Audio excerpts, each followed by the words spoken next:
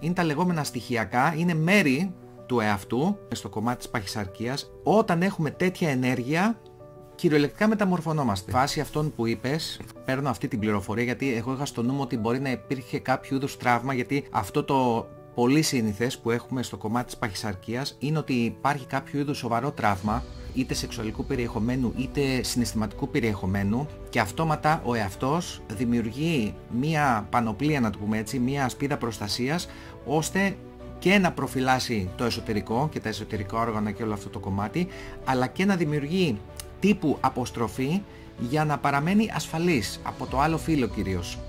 Αυτό είναι κάτι το οποίο συνήθως το συναντάμε αρκετά. Τώρα, στη δική σου περίπτωση, ξεκάθαρα δεν παίζει κάτι τέτοιο. Όντως, συμφωνώ και εγώ ότι το link, η σύνδεση πρέπει να έχει να κάνει με συναισθηματικό φαγητό. Δηλαδή με τη σύνδεση ο άνθρωπος Α που ήμουν μαζί του και μέσω της αγάπης και του φαγητού γινόταν κάποιο είδους σύνδεση.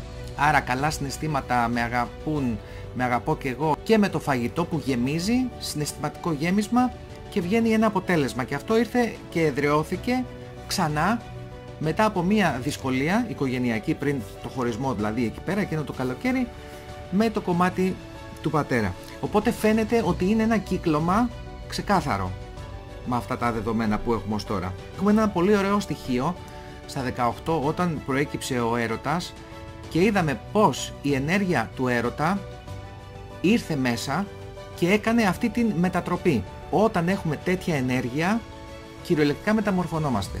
Εδώ λοιπόν έχουμε 2 με 3 βασικά ατού στο μανίκι, έτσι. Το ένα είναι η εμπειρία του έρωτα, που θα κάνουμε, αν θέλεις, ένα μικρό διαλογισμό, να φέρουμε αυτή την ενέργεια τώρα εδώ και να δούμε πώς μπορεί να λειτουργήσει.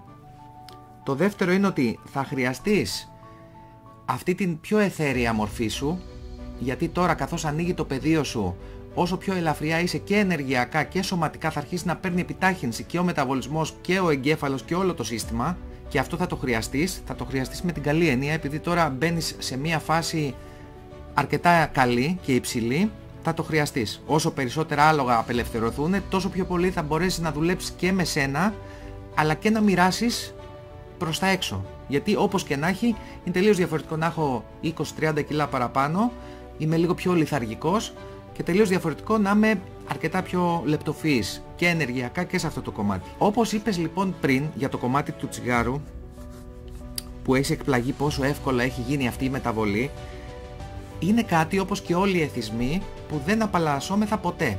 Είναι τα λεγόμενα στοιχειακά, είναι μέρη του εαυτού που πλέον έχουν ενσωματωθεί, γιατί είναι μέρος του οικοδομήματος, όπου απλά μαθαίνω να δουλεύω με αυτά ή να τα διαχειρίζομαι.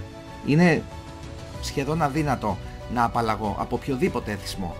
Γι' αυτό και η αλκοολική και με τα ναρκωτικά και με το τζόγο, όλη η ομάδα αυτή μετράει πάντα μέρες. Είμαι στη μέρα 301, 302, 303 και έχουν και παρασημάκια κλπ. Γιατί είναι κάτι το οποίο θέλει να μάθω να ζω με αυτό. Με αγαπώ και με αποδέχομαι όπως είμαι και γίνεται αυτή η διαδικασία. Τώρα, γιατί ήταν τόσο εύκολο?